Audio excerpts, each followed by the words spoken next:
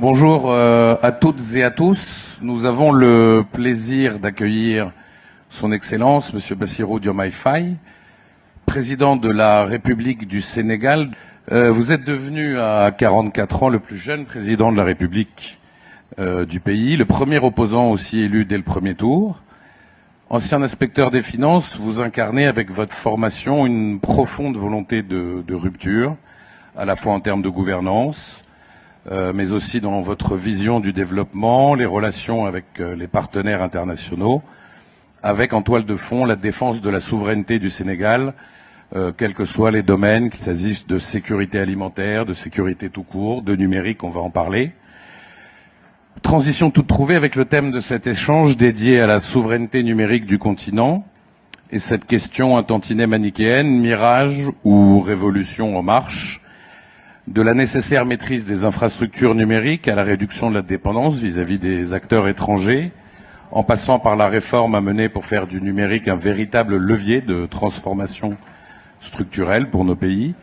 Nous allons revenir sur les choix stratégiques du Sénégal et les conditions d'une émergence d'une véritable souveraineté numérique africaine, continentale, donc durable. Monsieur le Président, on va d'abord parler de vision politique et justement, en quoi consiste votre vision de la souveraineté numérique du Sénégal et comment la conciliez-vous avec l'ouverture nécessaire, indispensable, c'est selon, avec les opérateurs étrangers? Permettez-moi de remercier le président Ouattara pour son invitation à l'Afrique-Asie au Forum et Jeune Afrique ainsi que AFC pour avoir organisé cette rencontre d'une grande importance pour les décideurs que nous sommes et pour les investisseurs. La souveraineté, la vision que nous en avons, c'est une vision stratégique prioritaire au Sénégal dans la mesure où nous considérons que c'est une révolution que nous ne pouvons pas rater après les autres révolutions qui se sont passées quasiment sans nous, je veux dire sans l'Afrique. Sous ce rapport, notre vision s'articule autour de 3 axes que sont la maîtrise des infrastructures, le développement des compétences et la maîtrise du cadre réglementaire. Bien entendu, cela ne veut pas dire enfermement ni autarcie, bien au contraire, nous la concevons comme une opportunité de s'ouvrir aux partenaires internationaux et en même temps de pouvoir bâtir une stratégie de collaboration qui rééquilibre les rapports au profit de l'Afrique, de nos pays, et qui nous garantisse une protection de nos données, une maîtrise de nos infrastructures à travers la construction d'infrastructures sur lesquelles nous avons le contrôle total. Nous savons que sous ce rapport, la donnée devient de plus en plus un élément extrêmement important de prise de décision pour les décideurs, mais aussi de souveraineté pour les États. Et voilà ce que nous sommes en train de faire au Sénégal, en le matérialisant par la construction d'infrastructures souveraines comme des data centers au niveau national, mais aussi en accompagnant cette politique par un renforcement des capacités des jeunes. Alors justement, la question des infrastructures est primordiale. Vous venez de parler des data centers qui sont indispensables car ils conditionnent la capacité d'un pays à maîtriser, stocker, sécuriser et traiter ses propres données. Comment vous comptez parvenir, peut-être avec le soutien des opérateurs privés, à financer et construire ces outils stratégiques sans dépendre d'acteurs extérieurs?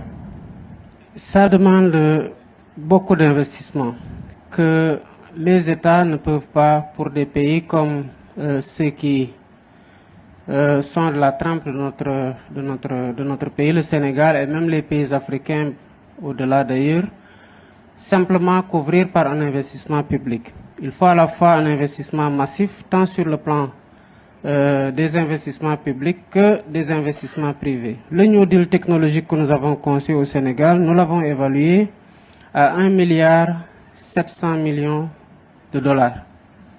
Évidemment, c'est des investissements importants.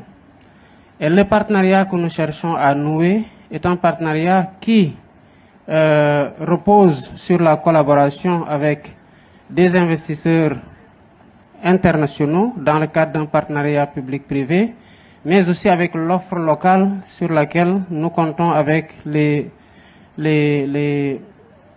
partenaires qui sont dans le secteur et qui sont intéressés par un partenariat public-privé. Et sous ce rapport, il y a une collaboration parfaite que nous sommes en train de mener.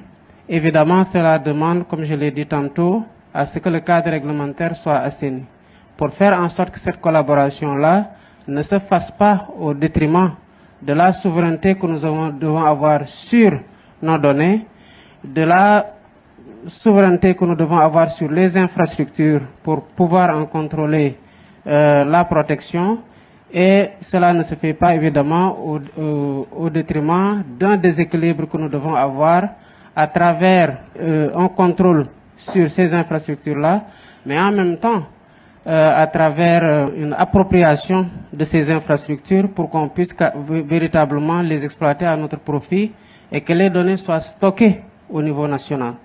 Et les partenariats que nous privilégions sont des partenariats qui prennent en compte cette dimension-là, mais qui en même temps opèrent un transfert de technologie au niveau local pour que derrière on puisse avoir assez de compétences pour pouvoir administrer ces infrastructures-là et développer les compétences numériques pour les asseoir.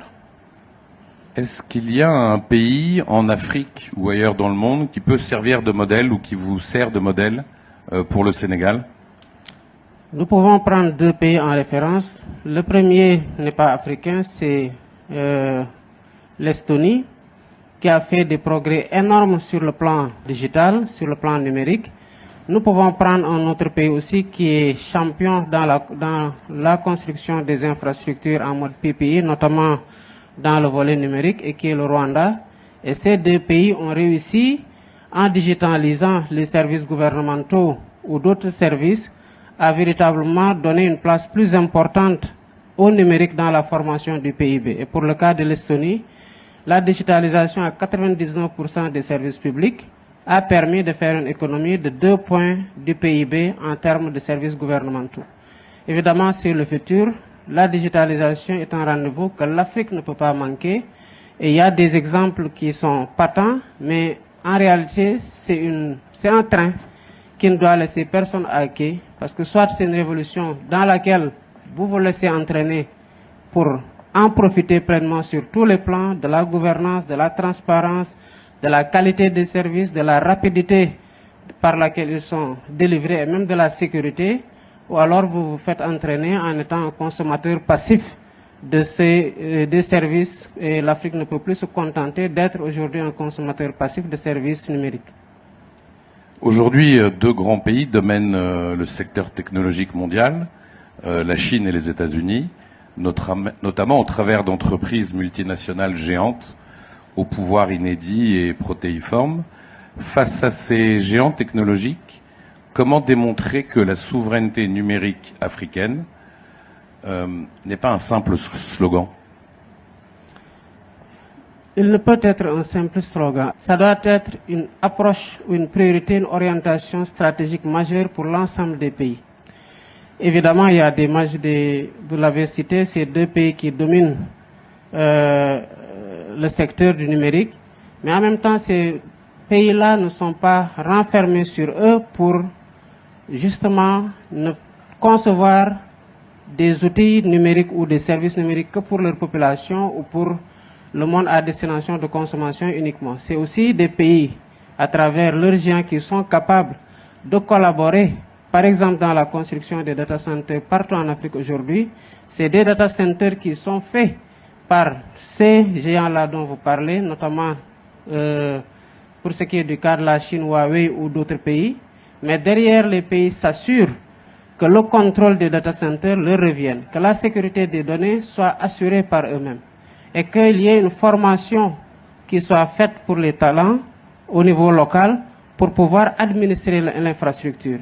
Et sur la base de cette infrastructure-là, les citoyens de ces pays-là développent des services qui sont adaptés à la demande au niveau national et à la consommation au niveau national pour pouvoir maintenant héberger ces données au niveau national. Donc la collaboration, elle s'entend, mais c'est une collaboration stratégique qui rééquilibre les rapports entre les pays, opère un transfert de savoir-faire et permet de localiser les données qui sont aujourd'hui l'enjeu fondamental pour ce qui est du secteur du numérique, et ensuite maintenant de s'assurer qu'il y ait une sécurité de ces données-là au niveau national pour qu'ils ne puissent pas faire l'objet d'appropriation à l'insu des pays qui les développent. Alors on parle du niveau national, on a évoqué, et c'est un peu le but du CEO Forum, notamment pendant le panel présidentiel, la nécessité d'intégration, la nécessité de parler d'une même voix au sein du continent. Cette quête de souveraineté numérique, selon vous, pour qu'elle concerne toute l'Afrique, ça doit passer par quel canal? C'est l'Union africaine? C'est la ZLECAf? Ou alors est-ce que ça doit aussi se situer au niveau des organisations régionales, en l'occurrence celle qui vous concerne, la CEDEAO? Partout. Je pense qu'il faut explorer toutes les stratifications organisationnelles au niveau de la ZLECAf, au niveau de la CEDEAO, au niveau d'autres entités régionales ou sous-régionales. Le réseau africain de cybersécurité est déjà un bon cadre de collaboration, en ce sens qu'une chose est d'avoir des infrastructures, une chose est de stocker les données, une autre est de pouvoir développer la sécurité nécessaire pour pouvoir les protéger et en garder l'appropriation complète. Sous ce rapport, tous les cadres doivent être des cadres de collaboration pour qu'il puisse y avoir une réponse concertée et que, surtout sur le plan réglementaire, qu'on puisse standardiser la réglementation pour nous assurer que l'intégration sous-régionale ne soit pas, à travers un pays, une porte de fragilité ou de vulnérabilité pour les autres pays qui interagissent dans le cadre d'union monétaire, d'union économique ou d'union douanière. Donc c'est à l'échelle de tous les cadres d'intégration régionale, sous-régionale ou communautaire qu'il faut organiser la réponse et qu'il faut organiser la législation pour, comme nous l'avons fait dans d'autres secteurs, l'harmoniser ou l'uniformiser pour être sûr que nous évoluons au même rythme sur le plan réglementaire et qu'il n'y ait pas de concurrence qui ouvre la porte à des vulnérabilités qui, passant par un pays, peuvent affecter d'autres pays. Vous sentez depuis votre prise de fonction, dans vos échanges, dans vos voyages, dans vos interlocutions avec vos homologues, vous sentez que cette prise de conscience est partagée par vos pairs? Oui, en effet. Vous savez, aujourd'hui, le numérique transforme la vie de tous les citoyens et donc de tous les États et s'impose aujourd'hui comme une opportunité, mais en même temps une contrainte pour les gouvernants. Dans beaucoup de pays, ou dans l'essentiel des pays, si on peut dire, aujourd'hui, l'ambition de digitalisation des services publics est un enjeu majeur.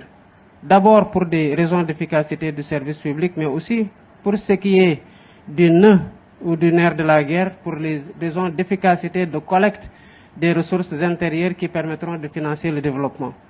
Donc, il n'y a pas de génération qui soit en déphasage par rapport à ça. Tous les pays s'y mettent.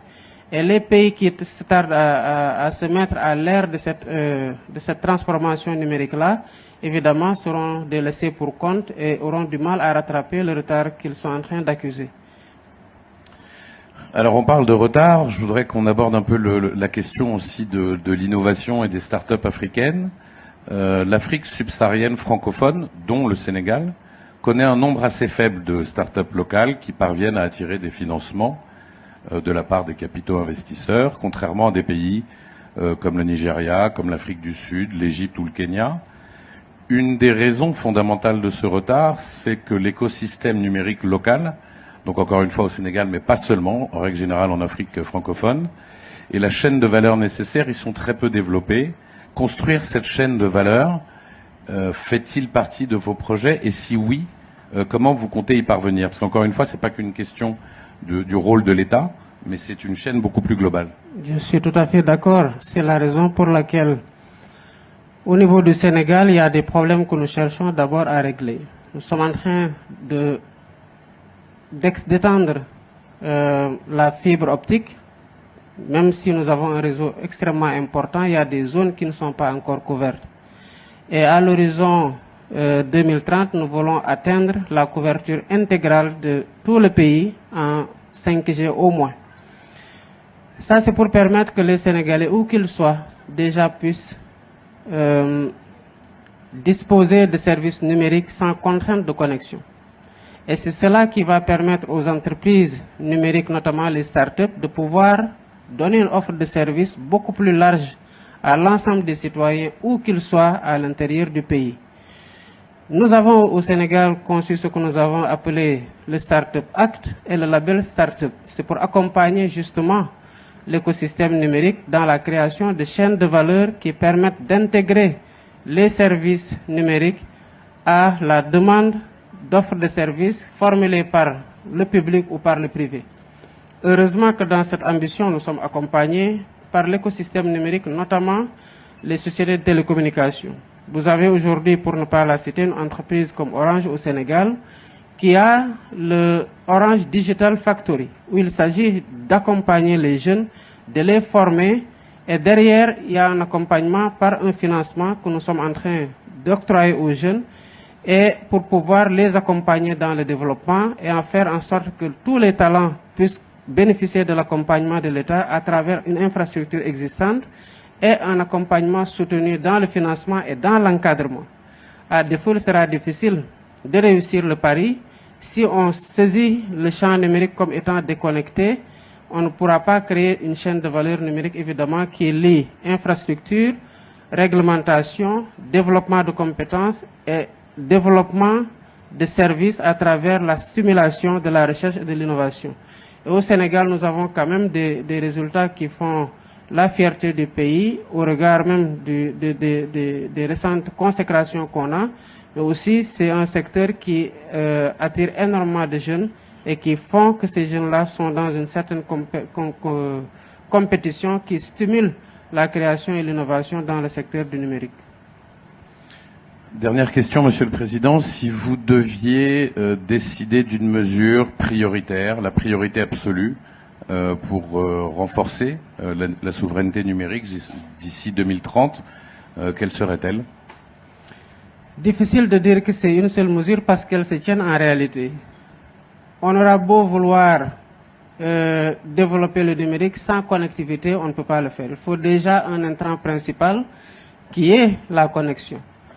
Et la connexion surtout à haut débit, de qualité partout dans le monde pour que les services puissent profiter à l'ensemble des citoyens qui les utilisent et qu'il y ait une génération importante de données sur la base de laquelle aussi d'autres applications peuvent être développées et répliquées. Ensuite, il y a le cadre réglementaire qui doit prendre en charge deux choses. La première, c'est déjà l'incitation à l'investissement pour la rentabilité de ceux qui se déploient dans le secteur. La deuxième, c'est la protection des données sur le plan aussi de leur sécurité au niveau national pour le public aussi pour le privé. Et la dernière, c'est le développement de compétences qui est extrêmement important.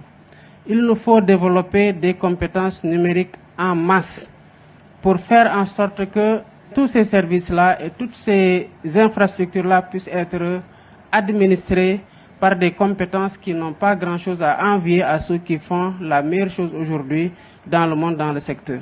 Et sous ce rapport, c'est trois choses qui se tiennent sur lesquelles il est extrêmement difficile de faire un arbitrage pour considérer que tel aspect est prioritaire sur tel autre. C'est des choses qu'il faut mener ensemble pour pouvoir réussir le New Deal technologique. Écoutez, on vous le souhaite. Merci beaucoup, Monsieur le Président, de nous avoir accordé votre temps pour cet échange. Merci beaucoup à vous. Merci.